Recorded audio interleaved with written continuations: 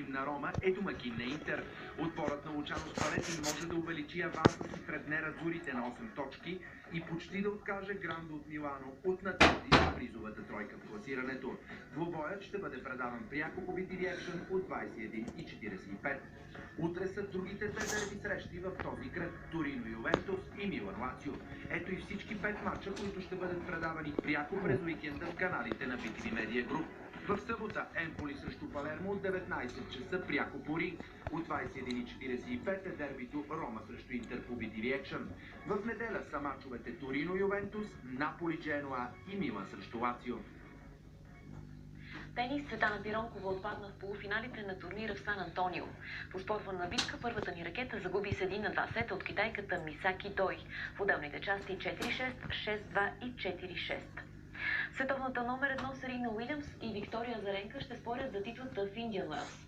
В надпреварата при мъжете на полуфинал се срещат Новак Джокович и Рафаел Надал. Джокович и Надал ще си съперничат за място в финала, след като снощи световният номер 1 победи с тайбрек и в двата сета Жо Вилфред Цунгал от Франция. В друг четвъртфинал испанецът нямаше особени проблеми и се наложи над Кей Нишикори.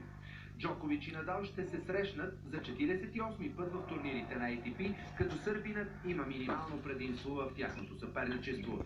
Той е постигнал 24 победи, а Надал 23. В другия полуфинал Милош Ронич излиза срещу Давид Кофен.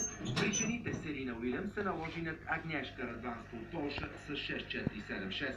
Така световната номер 1 остава непобедена от полякинята в 10-те срещи помежду им. На финала в Индиан Уелс по-малката от сестрите Уилямс ще спори с Виктория Азаренка. Представителката на Беларус победи трудно в полуфинала Каролина Плишкова с 7-6, 1-6, 6-2. Навярно Владимир се финала на обръч на турнира от